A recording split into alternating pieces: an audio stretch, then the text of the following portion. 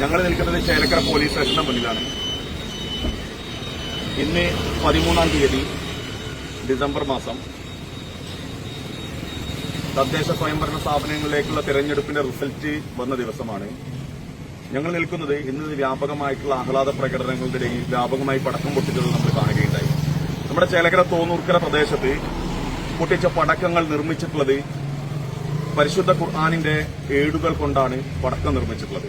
തോന്നൂർക്കര പള്ളിയുടെ മുന്നിൽ ഉൾപ്പെടെ വ്യാപകമായി പൊട്ടിച്ച പടക്കങ്ങളിൽ മുസാഫിന്റെ ഏടുകൾ നമ്മൾ കാണാൻ കഴിഞ്ഞു. അതിന്റെ ഭാഗമായി ഞങ്ങൾ അന്വേഷണം നടത്തിയപ്പോൾ തോന്നൂർക്കര പാറപ്പുറത്ത് സ്ഥിതി ചെയ്യുന്ന കൈരളി എന്ന് പറയുന്ന ഒരു പടക്ക കടയിൽ നിന്നാണ് ഈ സാധനം വിറ്റഴിച്ചിട്ടുള്ളത്.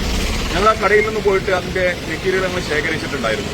അപ്പോൾ അവിടെ ധാരാളം മുസാഫിന്റെ ഏടുകൾ കൊണ്ട് ഉണ്ടാക്കിയിട്ടുള്ള ധാരാളം പടക്കങ്ങൾ ആ കടയിൽ നമുക്ക് കാണാൻ കഴിഞ്ഞു.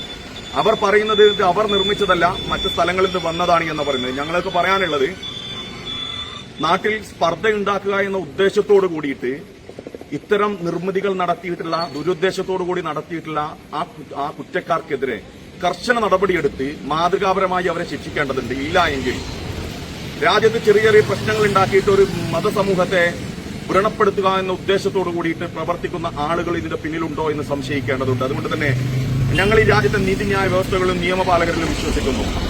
ഈ കുറ്റക്കാർക്കെതിരെ കർശനമായ നടപടി എടുക്കണമെന്നാണ് ഞങ്ങൾക്ക് ആവശ്യപ്പെടുന്നത്. ഞങ്ങൾ പരാതി കൊടുത്ത് അതിന്റെ റെസീറ്റ് കൈപ്പറ്റിയിട്ടുണ്ട്.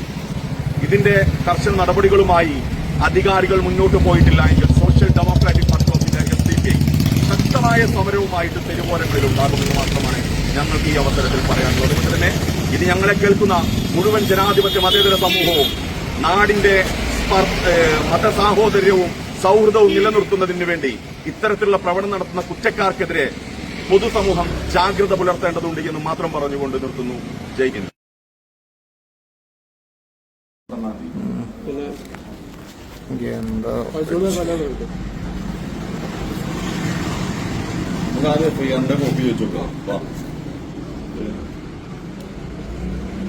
എല്ലാരും കൂടി കൊണ്ടാകും. അത് 2-3 പോയാൽ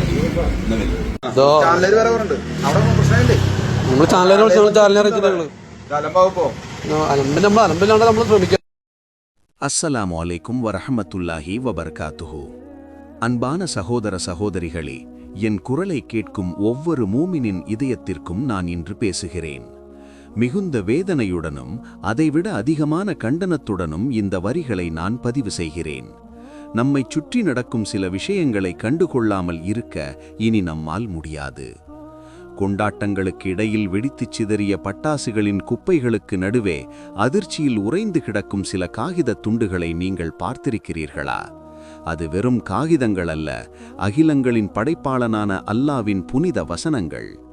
பரிசுத்த குரானின் ஆயத்துகள்தான் அந்த வெடிமருந்தோடு சேர்ந்து கருகியிருப்பதும் தெருவோர சேற்றில் மிதிக்கப்படுவதும்.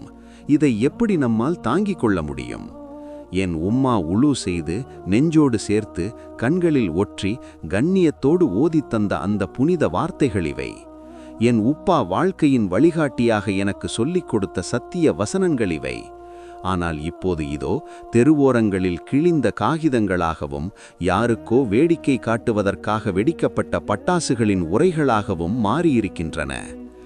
ஏ முசல்மானே, இதற்காவது நீங்கள் உங்கள் எதிர்ப்பை பதிவு செய்யுங்கள். புனித குரான் தான் நமக்கு எல்லாம். நம் உயிரையும் பொருளையும் விட அல்லாவின் கலாம் நமக்கு உயர்வானது.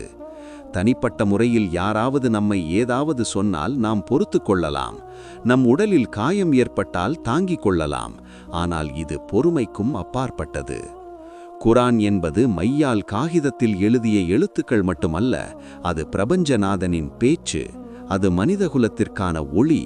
அந்த ஒளியைத்தான் இவர்கள் வெறும் குப்பையாக நினைத்து பட்டாசு சுற்ற பயன்படுத்தியிருக்கிறார்கள். இது எங்கே தயாரிக்கப்பட்டது என்று நாம் அறிய வேண்டும். இதை தயாரித்த ஃபேக்டரிகள் எவை?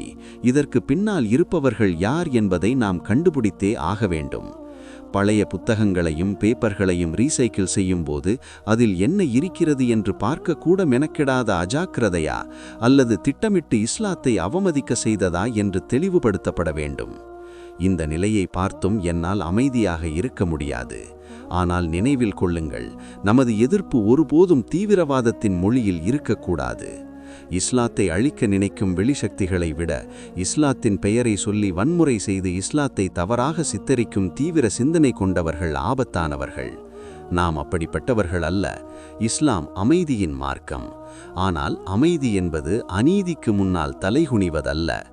சட்டரீதியான வழியில் வலுவான கண்டனத்தின் மூலம் இதன் மூலத்தை கண்டறியவும் இதற்கு பின்னால் இருப்பவர்களை சட்டத்தின் முன் நிறுத்தவும் நாம் ஒற்றுமையாக நிற்க வேண்டும். தெருவில் கிடந்து மிதிக்கப்படுவதற்கு உரியதல்ல என் ரப்புடைய வசனங்கள், அது இதயத்தில் பாதுகாக்கப்பட வேண்டியது, மிக உயர்ந்த ஸ்தானத்தில் வைக்கப்பட வேண்டியது. அதனால் அன்பானவர்களே, இது வெறும் உணர்ச்சிபூர்வமான பேச்சு மட்டுமல்ல, நமது இருப்பின் பிரச்சனை. இது போன்ற பட்டாசுகளை வாங்காதீர்கள். இப்படி காணும் பொருட்களை கண்ணியமாக அப்புறப்படுத்துங்கள். இதற்கு எதிராக அதிகாரிகளிடம் புகாரளியுங்கள். நமது மௌனம்தான் பல நேரங்களில் இது போன்ற அத்துமீறல்களுக்கு உரமாகிறது. இனி ஒருபோதும் எங்கும் அல்லாவின் வசனங்கள் இப்படி அவமதிக்கப்படக்கூடாது. அதற்காக நாம் விழிப்புடன் இருப்போம்.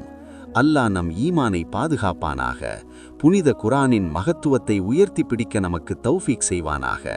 தெரிந்தும் தெரியாமலும் செய்த பிழைகளை இறைவன் மன்னிக்கப்பானாக. ஆமீன். அஸ்ஸலாமு அலைக்கும்.